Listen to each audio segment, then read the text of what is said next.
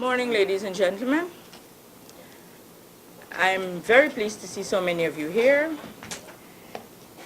We will not be distributing a written statement. I would like to begin by saying that 1 year ago today, at approximately the same time, Robeson Ben and I were sworn in as the newest commissioners of GECOM to join Sayes Gunraj, who had been sworn in a little before.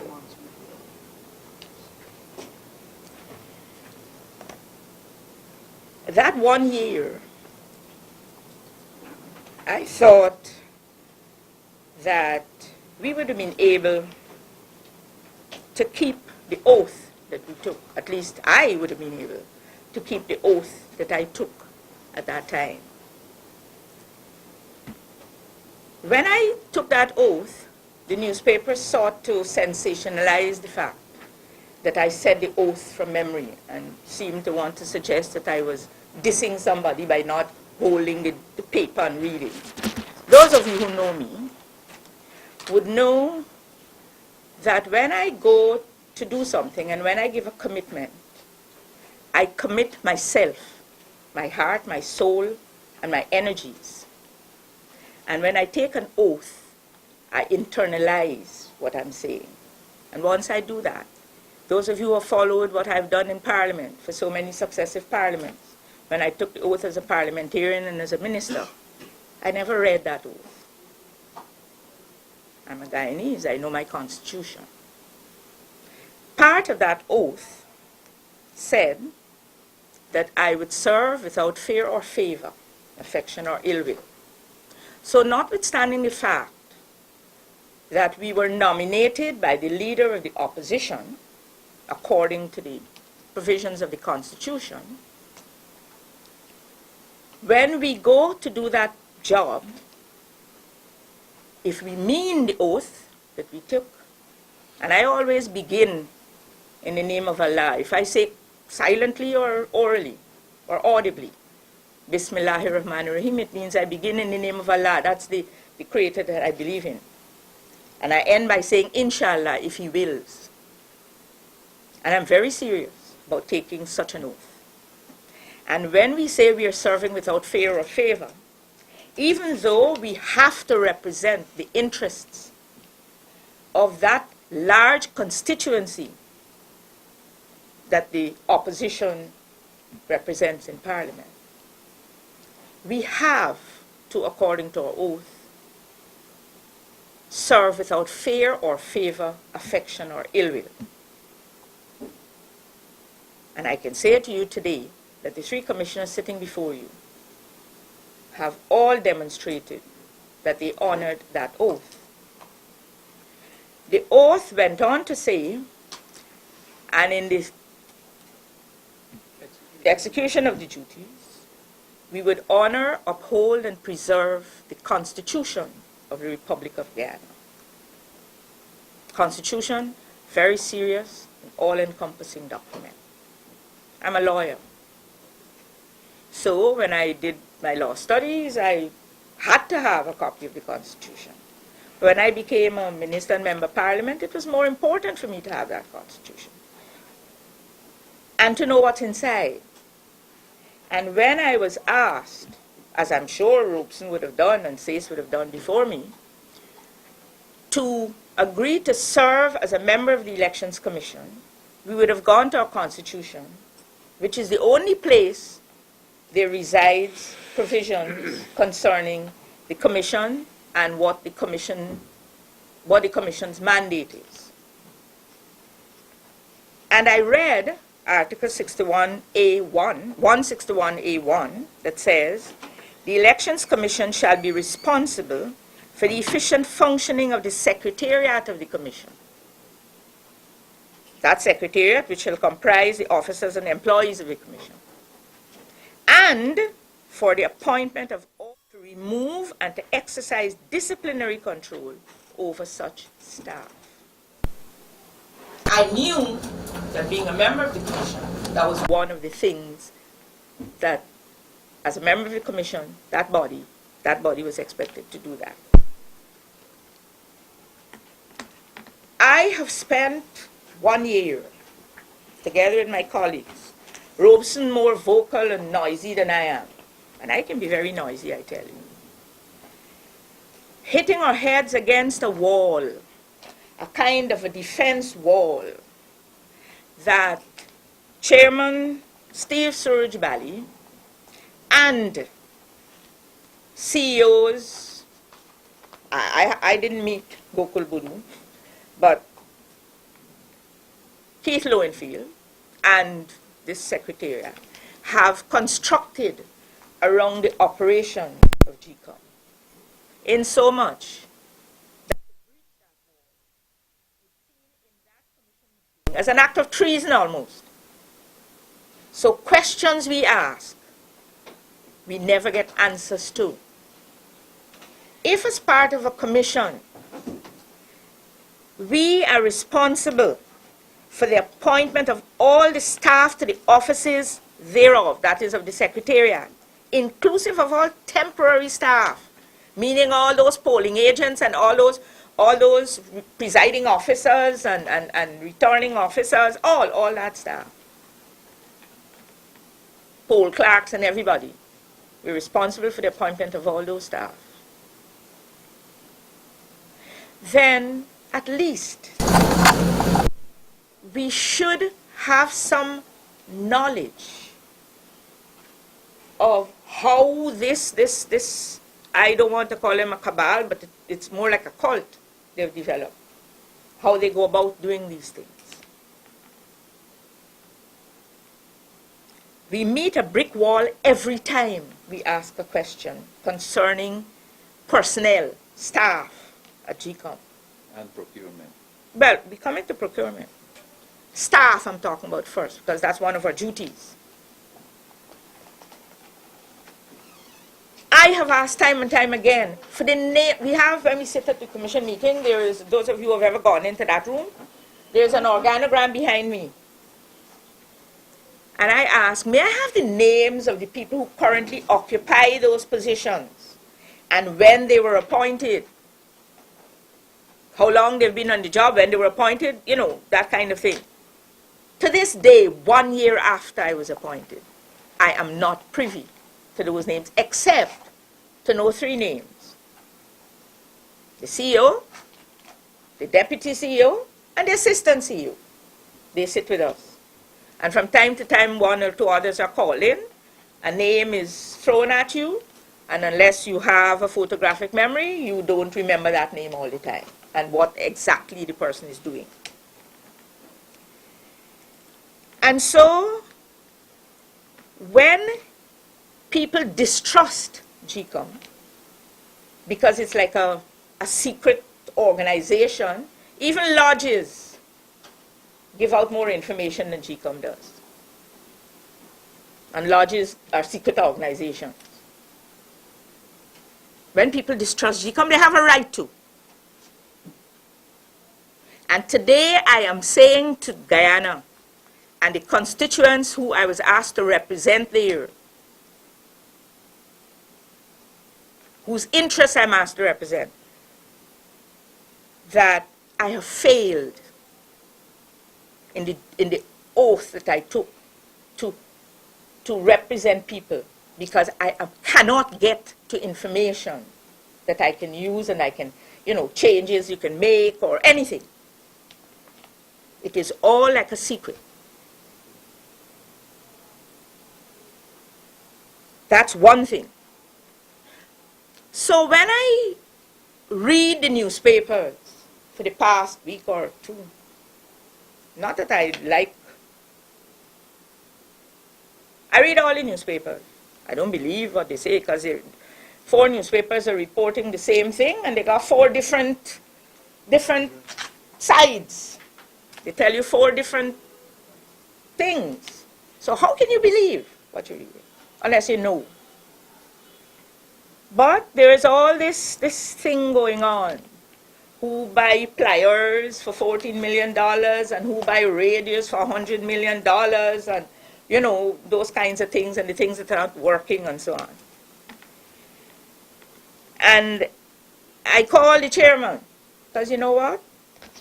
This constitution says that there shall be an elections commission for Guyana, consisting of a chairman who shall be a full-time chairman and not engage in any other form of employment.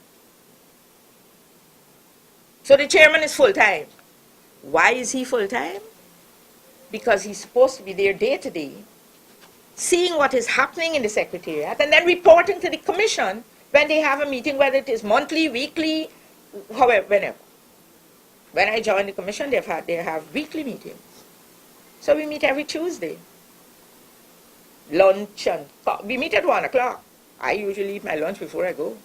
But there's lunch, there's coffee, you know, lots of food all around. And then when you look, you got a room with a lot of food there too. People who are not attending the meeting having lunch. I don't have to have lunch every day. But all those things cost money. And the chairman is full-time. He's full-time there because we have a job to be responsible for the efficient functioning of the secretariat of the commission. So I called the chairman. I said, when all of these supposed things that are happening, because they cannot be coming from the auditors. They cannot tell press what they're finding until they issue a report. And having been on the Public Service Commission, Public Accounts Committee, I'm sorry, falling into Freddie Kissoon's trap. You know, he puts Carville Duncan / Bibi Shadi. And so I say Public Service Commission. Having served in the Public Accounts Committee of Parliament for years, I know what supervisory authority means, because we had to supervise the audit of the Auditor General. We didn't have anybody there full-time. Now, if the chairman has to be there full-time, then the supervision has to be led by the chairman. So that when the commission meets, the chairman can say, during the week, these things happened, or, you know, these decisions, these matters arose, and so on, so that the commission as a whole can take decisions. This doesn't happen. So I called the chairman. I said, amazingly though, I said, where were you when all of these things were happening? He said, I tried to insulate myself from those things. These are the chairman's words. I've always insulated myself and the commission from those things, from things like procurement. I said, oh, because I read the Constitution and it says that we are responsible for the smooth functioning of the Secretariat. So how can we insulate ourselves? But you see, since I've joined the commission, there has been some new things. The audit office now joins the list of Schedule 3 organizations, agencies, that draw funds directly from the consolidated fund, not from the appropriations in the budget. And the board now, the commission, which is the board of GECOM, has to approve all spending. So this is different from what used to happen. But I thought the chairman was responsible, so he said he insulated himself. Notwithstanding that, he says, I don't know when they're going to finish this audit, I want to answer them.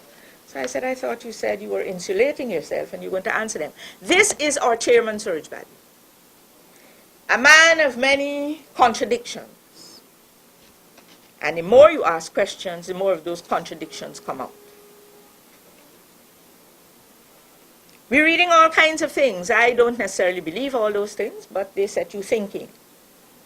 For instance, I've had about 15 phone calls since a picture of a pliers was in the papers and saying GECOM bought nippers and pliers for in excess of $14 million for the election. And I was asked what they're doing with pliers. I don't know, because I know the ballot boxes have plastic ties as the locks, so you can cut that with a pair of scissors. But even if you're buying pliers, how many pliers $14 million going to buy? I don't know. But I don't believe the papers as I say, but it's out there. And people are asking us these questions. And the people that I was asked to represent on GECOM have a right to ask those questions. So I'm saying I failed. I can't answer them because no information is forthcoming. Now let me come to the most recent announcement. Well, I don't know if it was an announcement. It was again an article in the Chronicle newspapers that didn't have a name attached to it. So who wrote it, where it is coming from. It doesn't say from the Director of Public Information, this gentleman called Imran Khan. It doesn't say who, but it is an article in Chronicle. But I know Chronicle is a state newspaper. I mean, it's owned by the state. And so I don't expect the Chronicle to be saying things that the government doesn't want it to say. So I take that to mean that it is a kind of an announcement from the government. And that article in yesterday's papers that talks about, I cut it out, Guyana Chronicle, Wednesday, September 21st. I'm ready to go. Chairman, GECOM Chairman, Dr. Steve Surge Bali. Well, I got to tell you something. September 21st is more than a month after this same Chairman Surge Bali, after returning from 3 weeks leave, beginning on the 25th of July and ending on the 16th of August, at the first meeting after he returned, announced to the members of the commission that having been on leave, I found out that I was happy when I didn't have to go to work. And so I've decided that I'm leaving. This is since the 16th of August. I have met with the leader. This is what he announced to us. I've met with the leader of the opposition. I've met with the president. And I didn't get to write my letter because yesterday, that was the 15th, I had to go to my mother-in-law's funeral. So the letter will be going out today, which is the 16th. Now, in all that time, nothing else was said about Steve Surge Bali demitting office. At the subsequent meetings of GECOM, the 23rd and the 30th, which was the last meeting that we had of August, on the 16th, when Dr. Surge Bali announced that he was leaving, he said, my last meeting will be the 30th of August because I'll be proceeding on 3 months leave prior to demitting office on the 30th of November. So as far as I'm concerned, as a member of the commission, the chairman of GECOM is on leave.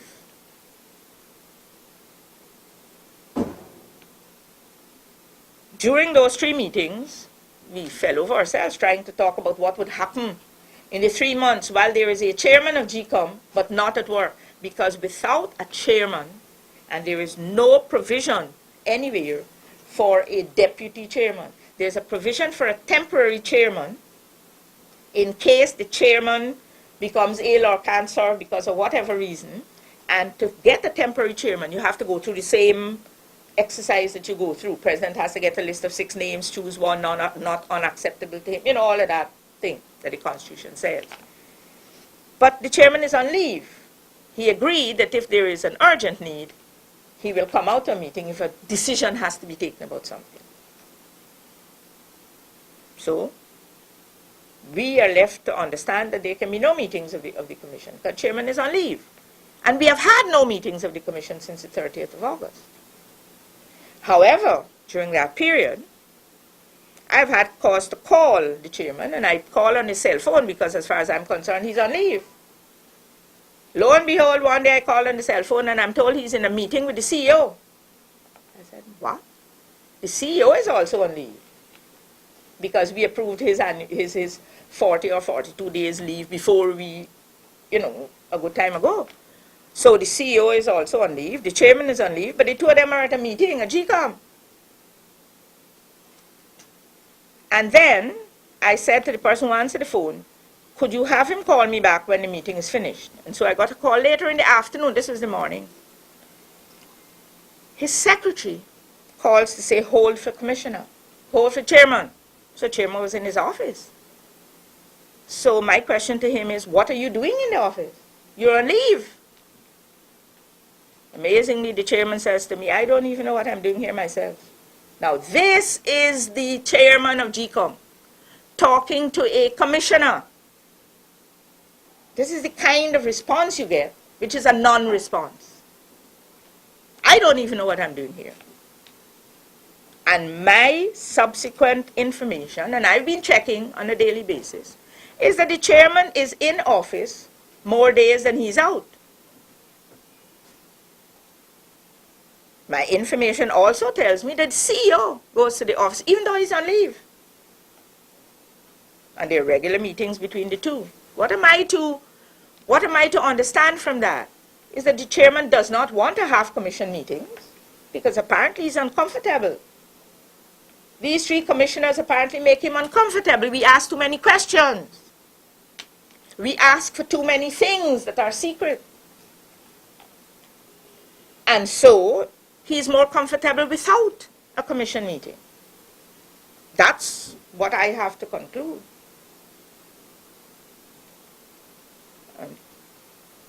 I am not libeling anybody. I'm saying this is my conclusion. I even wondered whether they need 3 months to sanitize the place before a new chairman is appointed. Because if you have a cult and a bastion that is impenetrable, and somebody else is the door is going to have to be open to somebody else to come in there, then you don't want them find nothing to, to sully your good name, and so you're probably doing... These are suspicions that are normal for a rational person to come to. Not that they're true. But this kind of behavior leads people to distrust. And there is a national distrust of GECOM.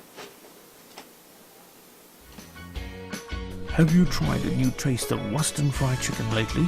Added flavor, marinated with rich seasonings and fresh ingredients, pressure fried to lock in the taste. Western fried buffalo wings, chicken strips and more, so take a bite into the good stuff today.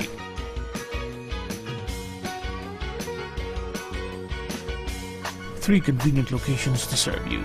Call the numbers on your screen for home delivery.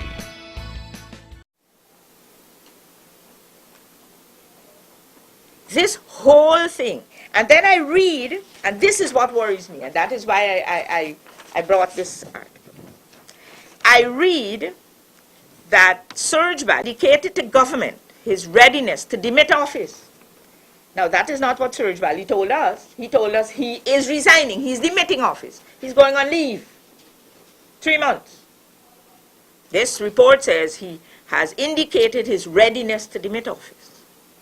And he has recommended a draft of measures to reform the commission. Now, this man was there for 15 years.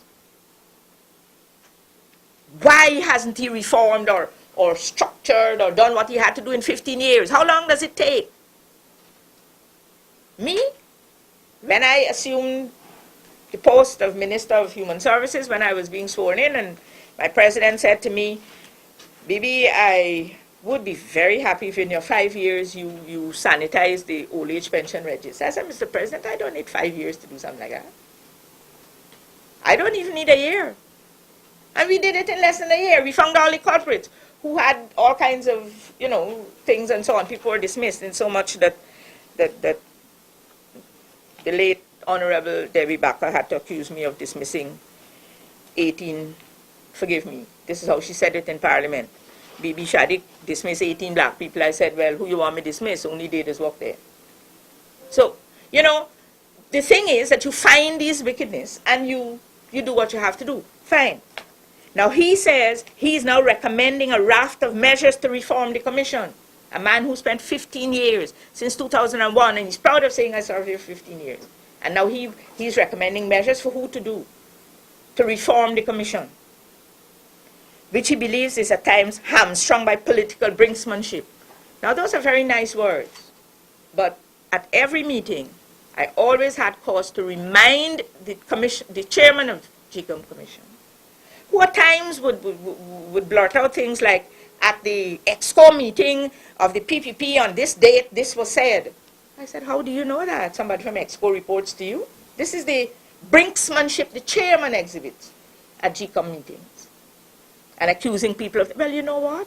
If I was nominated to serve on GECOM as, as a commissioner by the leader of the opposition, I have to report to the leader of the opposition. And I have to understand what the opposition's thrust has to be with regards to GECOM. How else can I do my job? So I'm not cowed by anybody telling me I have to report somewhere. That's part of what I have to do. So he's talking about political brinksmanship. Anybody challenges Suraj Valley, it's a political statement. So he says that. I don't doubt he said that. And now this is the part that bothers me. However, the government, while accepting Suraj Valley's position, has insisted on him creating the platform for seamless transition of his successor. What does that mean? That we're going to have two chairmen of the commission serving at once, so one going to hand over and seamlessly give to the other? That's not what the Constitution envisages. But that is what is said in this article. And according to sources, government has made it clear, and it is the English that Chronicle writes, and I don't know who edits this thing. It says according sources. I was a teacher of maths and English. There should be a 2 between there. According sources, government has made it clear to Suraj Valley that effective on the day of him demitting office will be the date of the assumption of office, the swearing in of a new chairman. Now, if the government has told Suraj Valley that, I'm not saying government has, but if the government has told Suraj Valley that, then the government has a duty to inform the leader of the opposition that we need you to submit your list of 6 names from which the president can choose, according to the provisions of the Constitution, a person who is not unacceptable to the president to be appointed. And as far as I'm concerned, that should be done in the 3 months that Suraj Valley is purportedly on leave.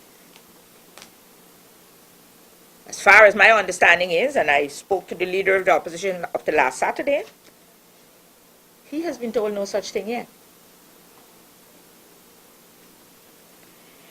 Additionally, the government has insisted that all arrangements and decisions be made to ensure that the Secretariat is stable and that the work program of the Commission continues seamlessly.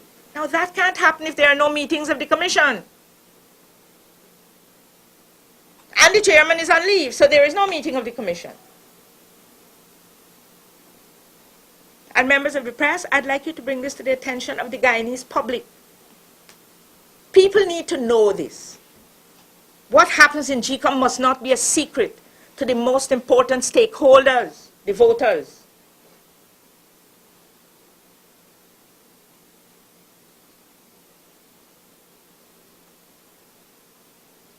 Suraj Valley has been at the helm of GECOM since 2001. So, our problem here is that we as commissioners of GECOM are ready and willing to serve, to attend all meetings, to help make all decisions. But if the chairman does not call any meeting, then we cannot serve.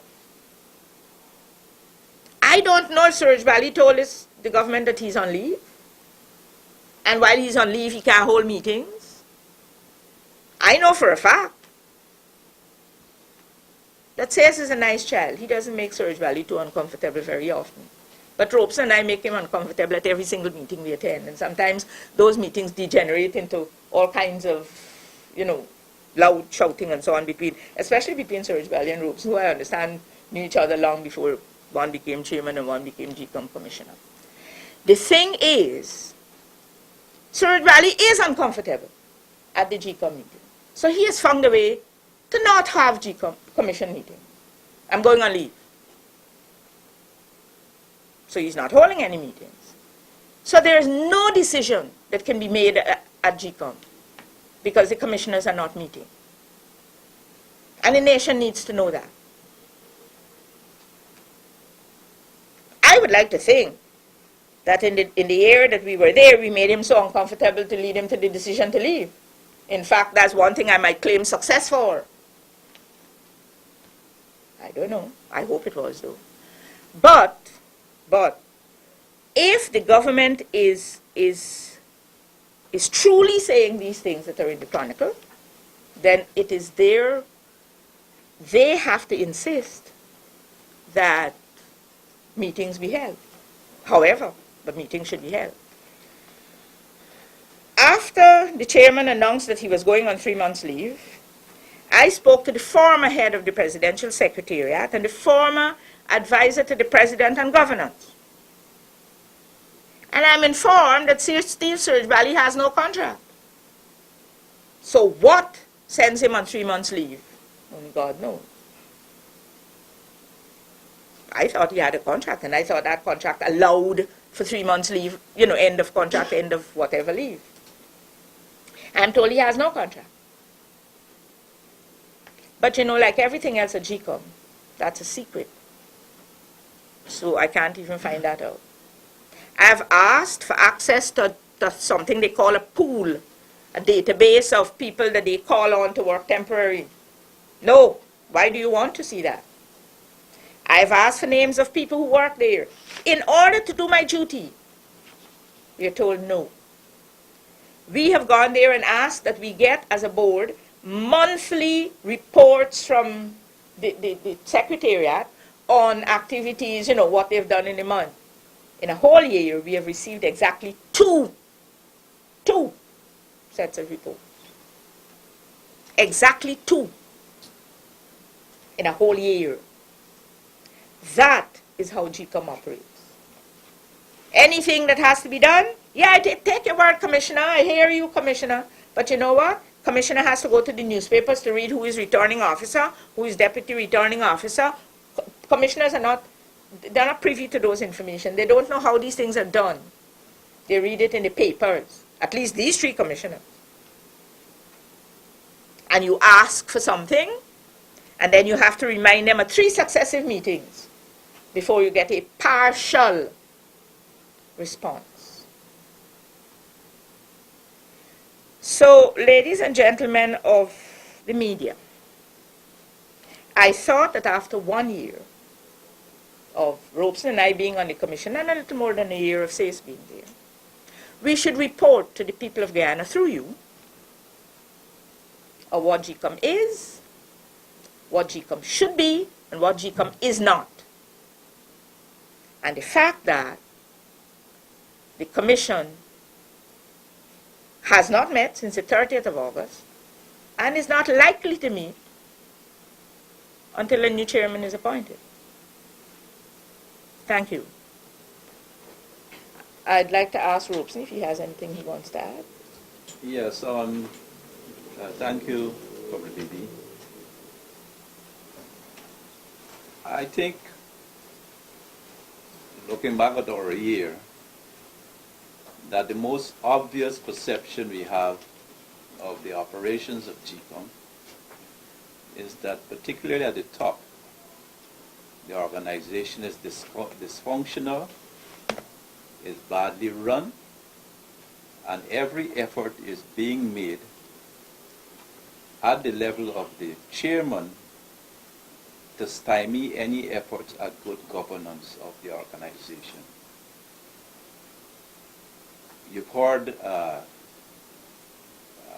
much of what goes on there in terms of preventing or avoiding the providing of information, and the last resort, I guess, of where there are no meetings of the commission. I had particularly weighed in on this issue at our last 2 meetings to say that how could we have an organization of this kind which has statutory meetings every Tuesday at 1 o'clock in the afternoons at 1300 hours. How could the organization run without meetings? And we were being told, well, being bullied, which is a typical response to the questions, either to obfuscate, avoid, bully, or treat with contempt the questions or the issues which are raised. that, well, the chairman is on leave, and so there's no need for meetings of the commission. A position I disagreed with. In fact, at one point I said, well, if the chairman is on leave, let us appoint committees, or let's have co-chairs. Let a member from each side come and chair a meeting of the commission, so that at least we are informed. And perhaps if there's an urgent matter, a meeting of the commission could be called with the presence of the chairman, who would then come out on an important issue. I'm sure that everyone would agree that the procurement issues which are being mentioned in the press over the last 2 weeks or so are of urgent public interest. And again, the perception is that there is thoroughgoing corruption in procurement at GECOM. The issues which are now out there, we had one way or the other mentioned them or raised issues or had bilaterals in respect of them. But there's also the other issue of the procurement of ballot papers for the 2016 local and regional government elections. And we have been requesting, demanding, entreating that we get reports, that we get the information, and that an investigation be launched in respect of that procurement. And to date, I don't think we have any document with which to deal with that matter. It's been sliding all the time. You're not, oh, we forgot. Oh, did you write a report? Oh, you didn't? Oh, well, you still have to write it. Oh, I don't know that I'm supposed to ask him to write a report. He should write one himself. I don't have to ask him to write a report. So I think working in government and being at the level of Minnesota for many years, that GECOM is indeed the worst run organization that I've been associated with. And the rot starts at the top. The rot starts at the top, and that is where the problem is. And I don't think that if there is proper investigations conducted, that there'll be any room to hide for those who are involved in the various procurements and the ongoing allowance at various levels of that commission of runnings. And both sides of the commission, whether you want we describe it as a bipartisan commission, both sides are aware of these issues. Both sides have raised issues, questions on these matters and concerns about these matters before. So, going forward, I don't think that the chairman has any locus standi anymore at GECOM. I think he should go now. I think he should go now. If he is unwilling to hold meetings where questions can be put and we don't have answers, that the commission is in default of its responsibility and of its activities. It's not transparent in respect to governance of its mandate, in respect of its mandate. Of course, not every person or every manager may be involved or have issues with respect to things there. But there's a thoroughgoing cross-cultural, cross-links at all levels there with respect of procurement issues. That is what information we've been told and we've been given. And we have to clean it up, to pair it, and to make it work and function in the interest of the people of the country, of all the people of the country. And that is where it's extremely important. GECOM cannot be relied to carry out its function if the perceived levels of corruption are allowed to continue in the organization. It cannot fulfill its mandate because the thoroughgoing compromise at various levels of the organization will not make it fulfill its mandate. Thank you. Thanks, Robson. Before I ask Sace to make a few comments, if he has to make any comments, I'd like to address an issue that came up at our last meeting. The issue about about renewing the contract of the CEO, CEO. which comes to an end in March. It is my opinion that there's a move to have an approval now. Proper procedure says 3 months before the end of a contract, somebody, and the contract says that in itself, indicates that I'm willing to stay and all of that. These things make me, and you know, if the CEO were not on leave, officially on leave, as a responsible member of that commission, I would have asked for a meeting of the commission to meet and decide to send the CEO on administrative leave while the audit was going on. But we know the CEO is on leave. But apparently being on leave doesn't mean that he can't go into the office, because he goes. So all these things are so irregular. Thank I you. might add, sorry, that I've been informed that 20 files relating to procurement information went missing from GECOM last week. That is the information I have. I don't know the veracity of it, but these are things you're hearing from people who ought to know, people who are not irresponsible. So there's obviously a long history of problems in there with procurement, I guess along with other things. Thanks, Rose. In respect of the CEO's going on leave and his renewal, the renewal of his contract itself is badly written, Yeah. terribly written. There's no rush or need to go into Right now. to renew his contract. And in any event, these issues of procurements, investigations, court matters, and all these things have to be weighed in respect of the continuation of the CEO or any other manager that is there at GECOM. There's no way that you could approve new things, new extension of contracts or new contracts or so on, without proper, deliberate, Yeah. dispassionate appraisals of those who are under consideration for contracts or renewals. There's no way that it could be done. I don't see how it could be done properly.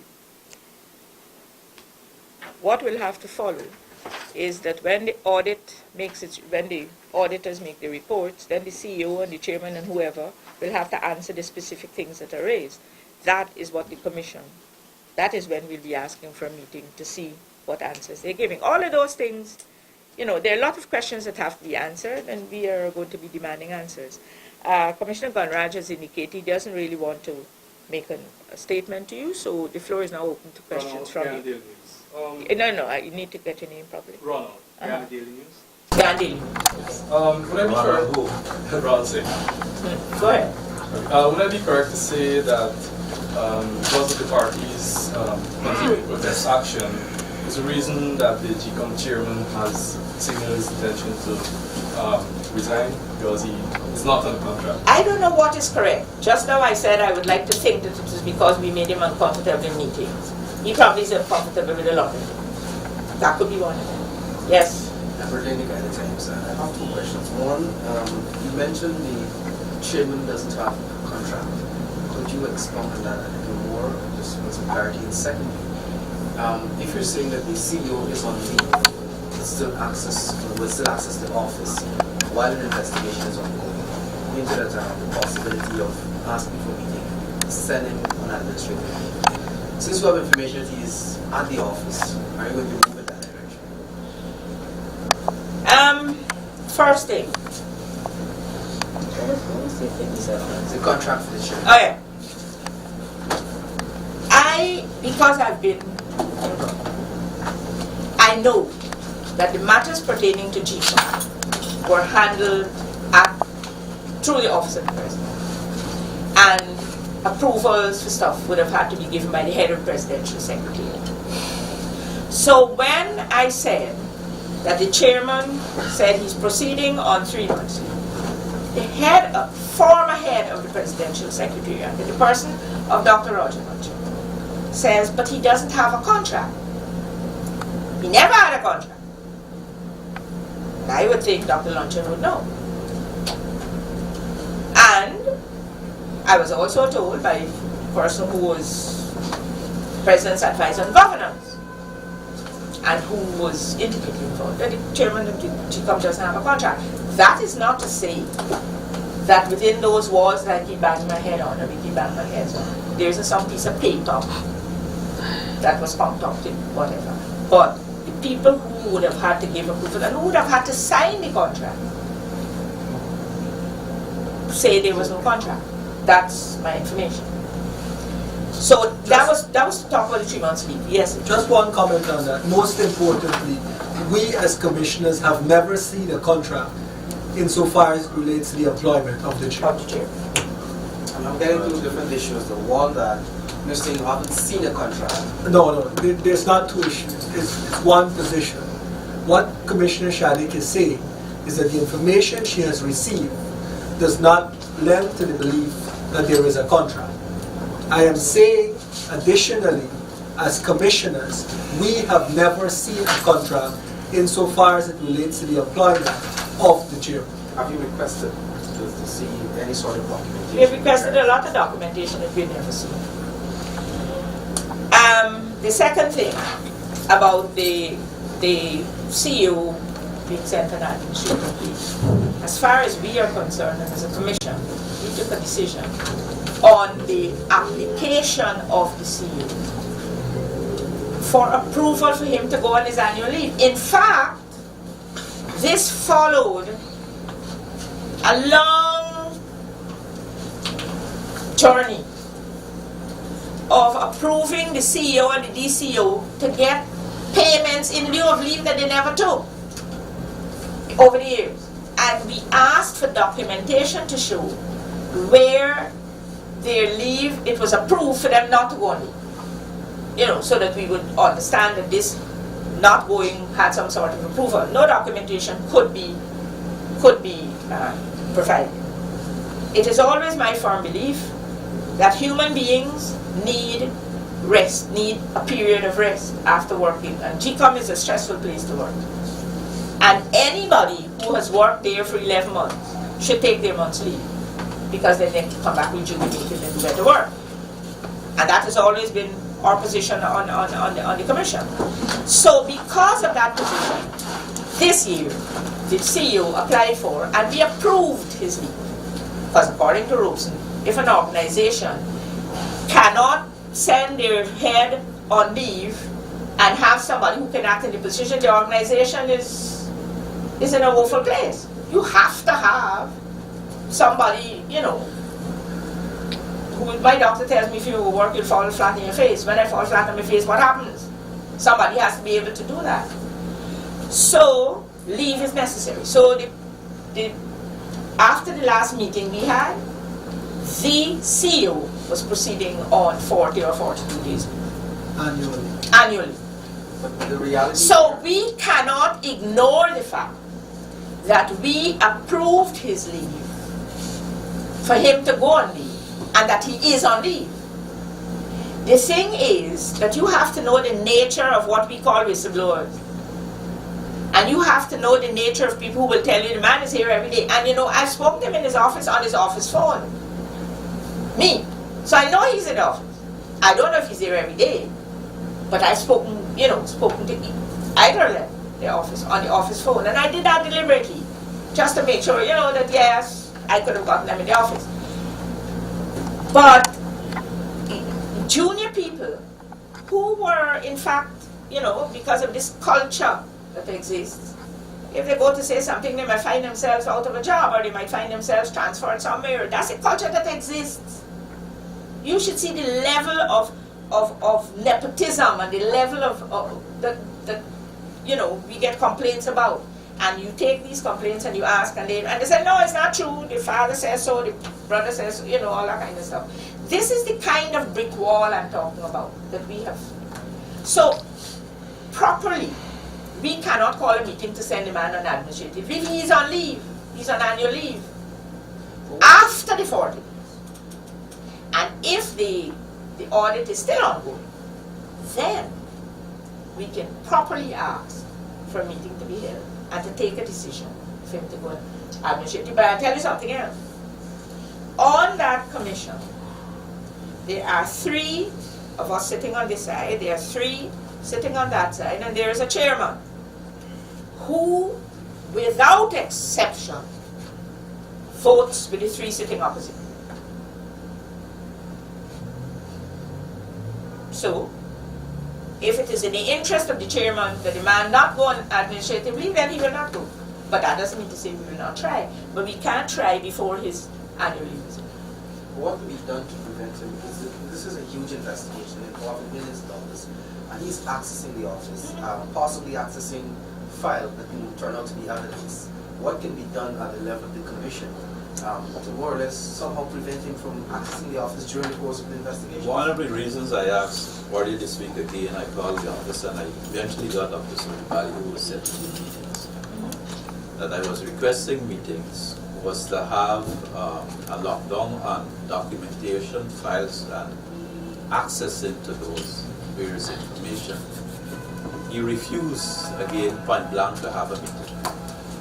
I don't know if we have to go there and demonstrate or make noise or behave badly or protest to get a meeting of a constitutional commission.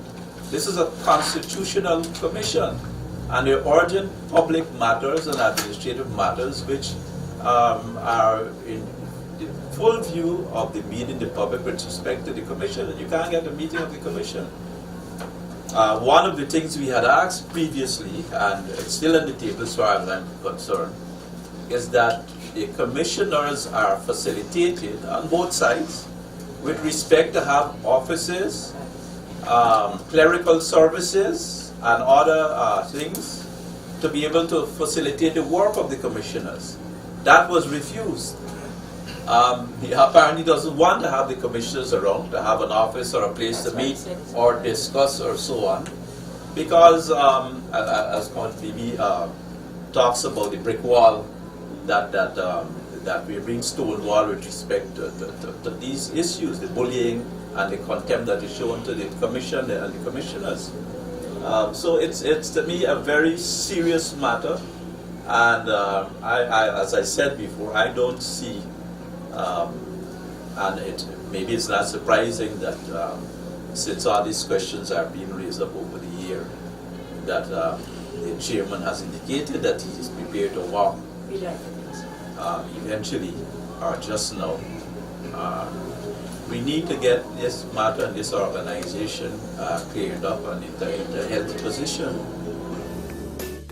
Superfoods assures the best quality corn and mixed vegetables. Our decade of experience and reliability certainly will help your cooking experience. Our farm fresh corn and mixed vegetables are always picked at prime season and canned to perfection. Once you taste Superfoods corn and mixed vegetables, you will know the difference. Superfoods corn and mixed vegetables, highest quality at the lowest price. Call Superfoods today. Located at 8 Rumfeld Industrial Estate, Georgetown. Call 223-1034 or 223-1035.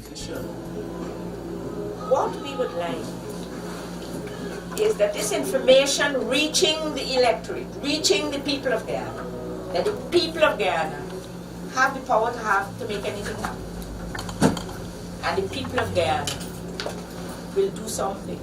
I mean, the commissioners, the 3 of us, we can ask. But I don't think it's fit and proper for the 3 commissioners to turn up at GECOM but not having been invited to a meeting. We can't have a meeting without a chairman. The chairman doesn't want to have a meeting. The thing is that the people of this country who have a vested interest in a properly functioning elections commission have that much power in their hands, and we are giving them this information. That's the purpose of us being here. That this information goes to the public by whatever means. Print, by audio, by radio, by television, whatever. You represent a wide cross-section here. By Facebook and whatever. That the people get this information. We don't, at least I don't, profess to have all the answers. But what we are prepared to do is to keep at it and keep militant and do what we have sworn to do within the constraints of, you know, of the commission itself. I hear Mr. Lane and I hear this thing about, you know, locking the man up. So we don't have that power right now. That has to be a decision of our commission. Okay. Thank you. Any other questions?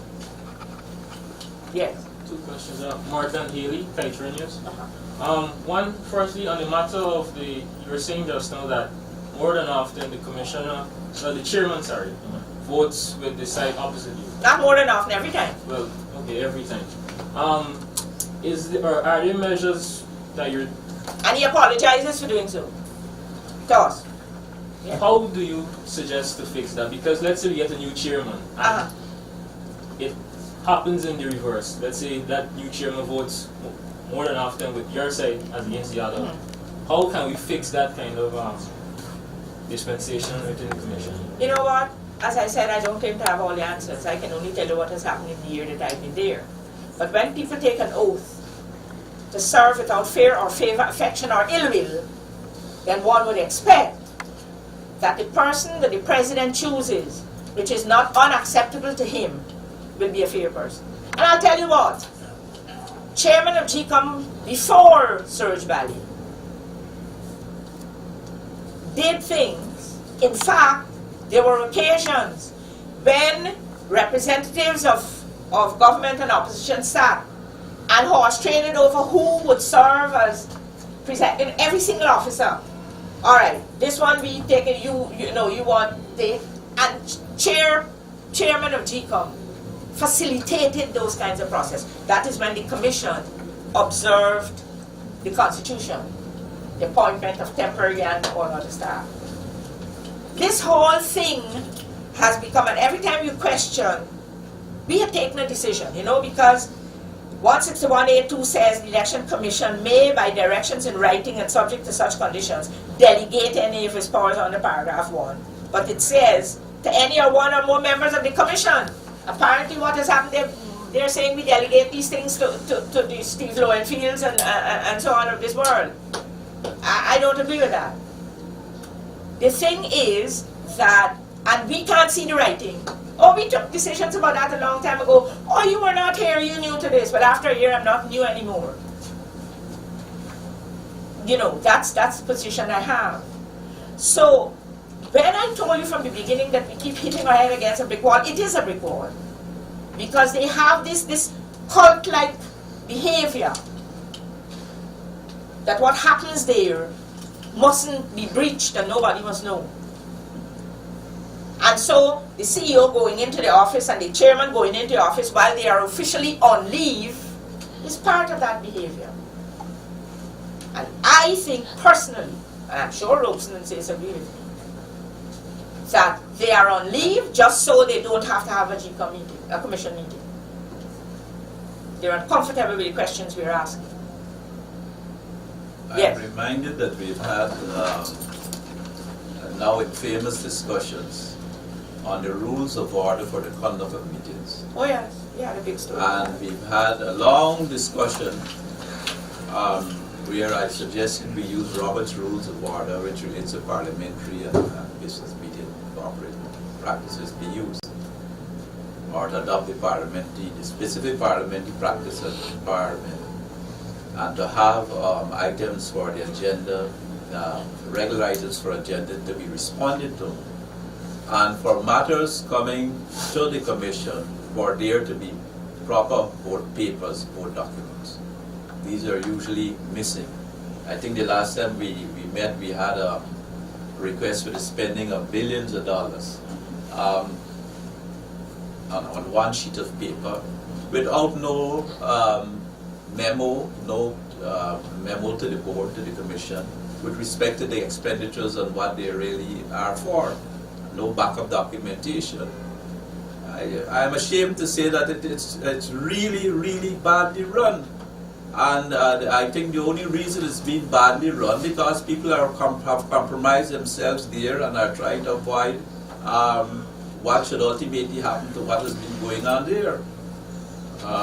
in every instance where logical recourse or response should be done or taken with respect to issues, what comes out basically from the position of the chair defies any logic, defies common sense.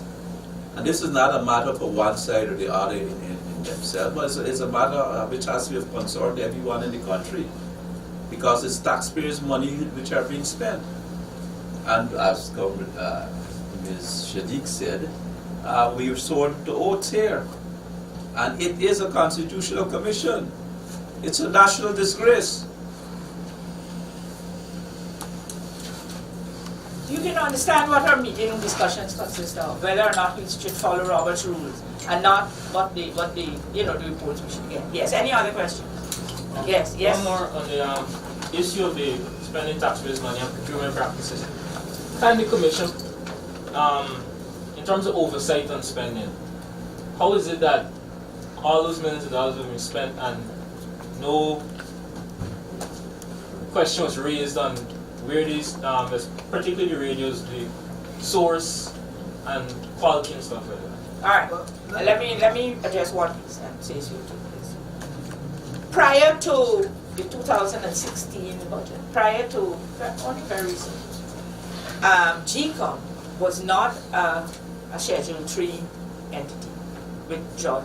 So now the commission has to give approval. Prior to that, approval was given outside of the, they had to go through some other place. It wasn't, the commission itself, because it was an agency that took money from the regular budget. Okay, and you had to have approvals from the rest. And I think much of that approval was from the head of presidential secretary's office. But I'll tell you what, while we were in government, I always knew that GECOM was regarded by government as a special entity that you didn't question too much, because they're going to say you're doing it and you want to stymie the election process. You want to stymie them from getting things done. So more often than not, if GECOM wanted lamps, and they said we have so many polling places and we want so many LED lamps or whatever it is, that would have been approved. But nobody's saying that you must go collect LED lamps that don't work. That has to do with the people inside here, not with the person giving the thing. Now, however, the commission has to give approval for stuff. Okay, it's because of the change. Good? Yeah, you want to say something? Commissioner Shadid, in her opening statement, gave a timeline as to the period she has served on the commission, 1 year to be exact. I was appointed to that commission on the 3rd of February 2015, which was a few months prior to the May 2015 elections. I can say here, without fear of contradiction, that from the 3rd of February 2015 to the execution and conclusion, well, I want to say partial conclusion of the 2015 elections, because I don't want to raise another ant's nest here, but to date the Commission has not received from the Secretariat a report on the 2015 elections, nor the 2016 local government elections. Another issue that we have raised almost ad nauseum. But the point I'm making is, from the time I joined that commission to the conclusion of the 2015 elections, and I've been present at every single statutory meeting held of the commission from the time of appointment, special meetings, and everything to the present time. I've never been absent from any meetings. It cannot be said that I missed that discussion.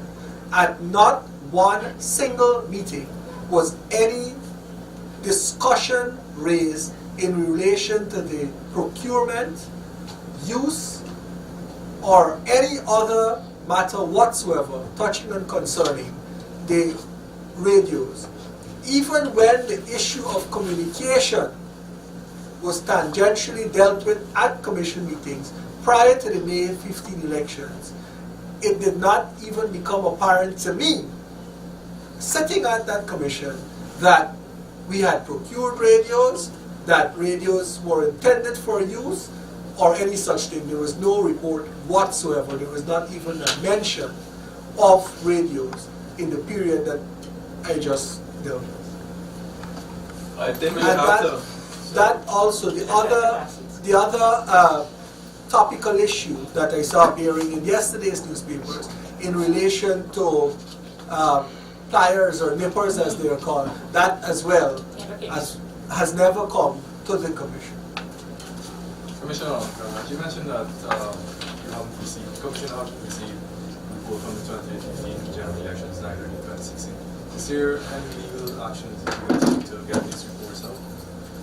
The excuse that has been given by the Chief Elections Officer, whose statutory duty it is to produce that report and present it to the Commission for deliberation, is that in light of the pending elections petition filed by Ganga Prasad, that the matter has now been attracting the attention of the courts, and the CEO has refused to produce a report claiming that to do so may affect will affect the evidence that will later have to be adduced in court.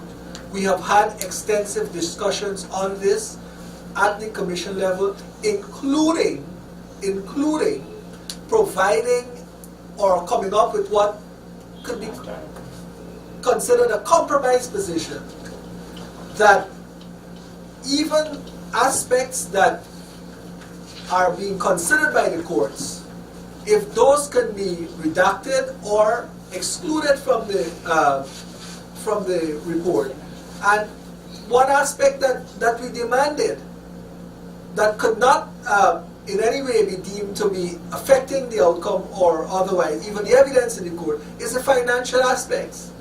And the recent developments, at least in the press and what has been going on with these audit reports that we've been reading, and like Commissioner Shadik said, the only information we have in relation to that is what we've been reading in the press, is now